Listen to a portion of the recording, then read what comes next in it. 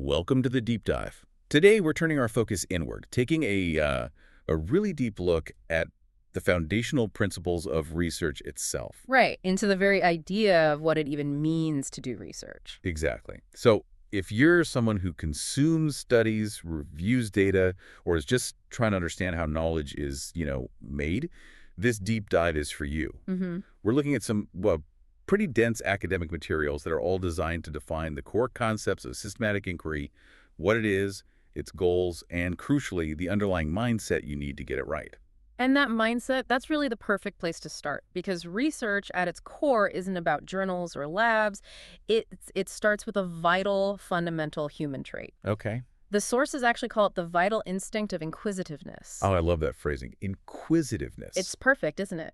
When the unknown confronts us, we wonder, we probe, we try to attain a fuller understanding. And that whole process, in really simple terms, is the search for knowledge. like a voyage of discovery. Exactly, that's what one source calls it. The Advanced Learner's Dictionary puts it very clearly. A careful investigation or inquiry, especially through the search for new facts, a voyage of discovery, but, and this is key, a highly structured one. Okay, let's unpack that structure then. The word itself, research, it sort of gives us our first clue, right? Re plus search. To look again and again. Right. So meaning again and again, and search to find something. So we're talking about a repeatable, iterative process.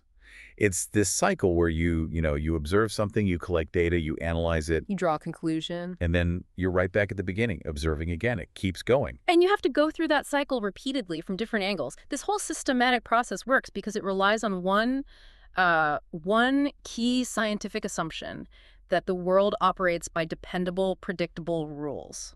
Tell me more about those dependable rules. That sounds like it could get pretty technical. It can, but the idea itself is quite simple. Research is all about discovering relationships between things. The assumption is that what the sources call invariant relationships exist between antecedents and consequence. So, like cause and effect. That's a great way to put it. We assume that if you have a specific set of conditions, a certain consequence can be expected to follow. If we didn't assume those rules existed, if every time you dropped an apple the result was completely random, well, systematic inquiry would be impossible. Okay, so research is the effort to map out those dependable rules. Exactly. That immediately clarifies the difference between just, noticing something and doing real research. But if we assume these rules exist, doesn't that make it really easy to just go in trying to prove what you already think is true? That is the essential challenge, and this is where the attitude comes in. One scholar, Rusk, defines research primarily as a point of view, an attitude of inquiry, or a frame of mind. An attitude, Yeah. not a process. It's the mindset first. It asks questions that haven't been asked, and it seeks to answer them through a definite, honest procedure. What's really fascinating here is what that attitude forbids. Precisely. The sources are very explicit. Research is not just mere theorizing, and most critically, it's not an attempt to bolster up preconceived opinions. So if you go in hoping to prove your pet theory is right, You're not doing research. The required attitude demands a kind of a radical openness, a readiness to accept the conclusions, no matter how unwelcome or surprising they might prove to be. so if the data tells you your hypothesis is completely wrong, you have to accept it and publish it. You have to. That must be incredibly hard to do when you've invested so much time and effort and your reputation into a project. It is the ultimate test of integrity in this field. And when that attitude is successfully maintained, that's when the research adds verifiable knowledge to the world. Francis G. Cornell frames research as a kind of human behavior, right? An activity people engage in. Yeah, but the key is the quality of that behavior. The best research has to be reliable, verifiable, and exhaustive. It needs to provide information that any rational observer can have confidence in. I think it was Crawford who synthesized that whole idea perfectly. He called research a systematic and refined technique of thinking. So it's not just thinking hard, it's thinking hard with specialized tools and procedures to get a better solution than you could with, ordinary means. And that takes us straight into the requirements. If it's a refined technique, it needs structure. See, Woody gave us a kind of blueprint for that. Right, this is where it becomes a method. Exactly, a methodical way of critical thinking. You start by defining and redefining problems. You formulate a hypothesis, a suggested solution, and then you collect, organize, and evaluate your data to reach a conclusion. He called it a prolonged, intensive, purposeful search for truth. The emphasis on the problem there seems critical. It has to be problem-centered. It absolutely does.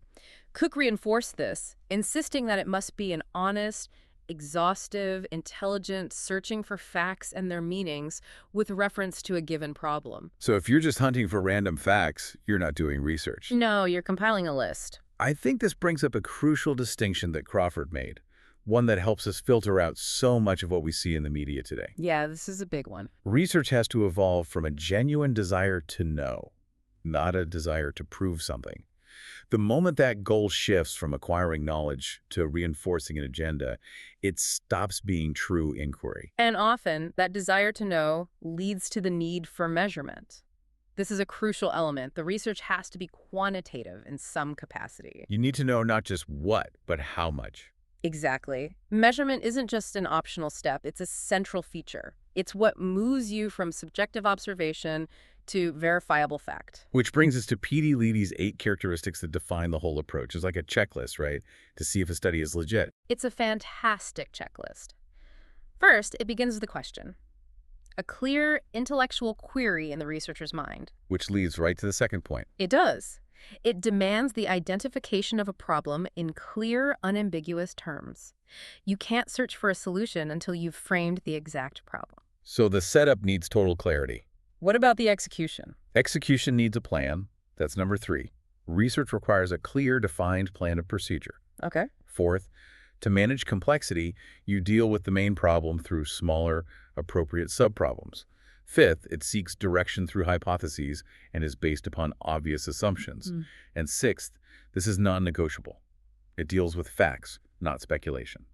And then we get to the 7th characteristic, which you said really defines the whole nature of inquiry, the idea of research as being circular. Yes. Why is that cyclical nature so vital? Because it fundamentally changes how you view a conclusion. I think most people imagine research as a straight line. Yeah. Start, middle, finish, done. Right, you get the answer and you're finished. But true research is circular. The conclusion you reach in one study will inevitably open up new questions in your mind. It doesn't just answer the question, it redefines the frontier of ignorance. That makes perfect sense. Like, think of mapping the human genome. Completing the map wasn't the end. Not at all, it was the beginning. It launched thousands of new studies into what specific genes do, which then leads to even more questions. It's a continuous loop that's designed to just keep pushing back that frontier of what we don't know. And the 8th point, by the way, is that it requires patience and time, which is probably the most relatable characteristic for anyone who's ever tried to do it. So we have the attitude, we have the structure. Let's pivot now to the purpose. Why does the world need this prolonged, problem-centered, circular thing? I mean, the main aim generally is to discover answers and find truth that's currently hidden. Right, but the goals can be grouped conceptually. Kothari divided them into 4 broad groupings, which basically categorize a study based on what it's trying to do. Okay, so the first one is exploratory or formulative research. This sounds like map making. That's a great way to put it. You're doing it to gain familiarity with something or to achieve new insights. You don't know enough to even form a hypothesis yet. You're just looking around. And after that? Next is descriptive research. This is used to portray accurately the characteristics of an individual, a situation, or a group.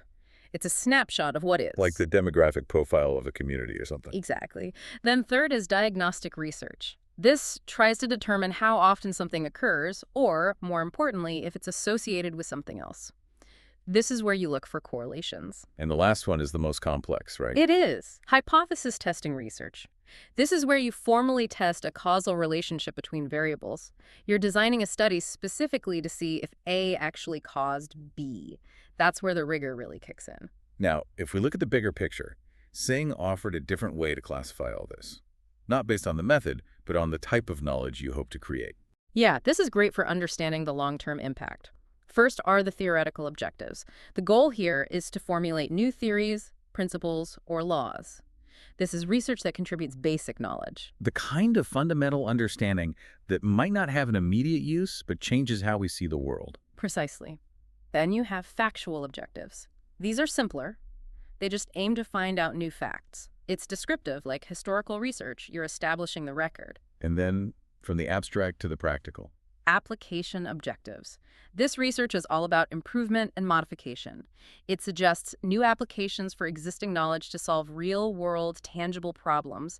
It doesn't necessarily contribute new basic knowledge, but it's incredibly important. So we have the methods, and we have the ultimate goals for the knowledge. But we've talked about how hard this is. It's a prolonged, intensive search. What is the engine behind all this? What compels people to do it, especially when they might have to accept unwelcome conclusions? Well, the motivations are a fascinating mix of, I'd say, altruism and self-interest. Kothari laid out some very specific drivers. Okay. On the intellectual side, there's the genuine desire to face the challenge of an unsolved problem. And, maybe most appealingly, the desire for the intellectual joy of creative work. That intellectual joy, that feeling of discovering something nobody knew before, that's got to be a huge driver. Yeah. And then there's the desire to be of service to society. That's the altruistic pillar. But then you have the personal drivers that can, introduce some friction. Let's just. The list includes the desire to get a research degree with all its benefits and the desire to gain respectability within your community or industry. And beyond the individual, there are external motivators too, right? Government directives, employment conditions. And simple curiosity about new things, a desire to understand causal relationships, even a broader social awakening that pushes certain topics into the spotlight. It's a complex web of ambition and pressure. And that web is exactly why we need to wrap up by revisiting that core concept of attitude. It really is. So what does this all mean for you, for the listener? How do you use this foundational understanding? I think what stands out is that research is so much more than a simple search for facts. It's an entire systematic, critical, problem-centered behavior that seeks to find verifiable relationships. It starts with a question and demands a plan. And understanding that allows you to evaluate any research you encounter. Exactly. Not just by looking at its findings, but by judging its intent. You can ask, does this study have a clear, problem-centered plan? Is it quantitative where it needs to be? And most importantly, is it open to unwelcome conclusions? Absolutely. And that brings us to a final, really provocative thought. We established that a key aspect of research must be this honest, exhaustive search for truth, right? That you have to be ready to accept unwelcome conclusions. That's Rusk's required attitude. The bedrock of it all. Yet we also just learned that people are deeply motivated by respectability and consequential benefits, like getting a degree or a promotion. That tension is baked into the system. It creates a real paradox. If research has to be this honest, exhaustive process to push back the frontiers of human ignorance, how do researchers make sure that their own personal desire for a degree or for professional respectability never compromises their readiness to accept a truth they did not expect? That is the fundamental challenge. It's the challenge of maintaining that critical distance required for true systematic inquiry. And it's something worth mulling over the next time you encounter a study that seems to confirm a little too neatly what the researcher perhaps already wanted to believe. A great challenge for you to consider as you continue your own inquiries. Until next time, keep diving deep.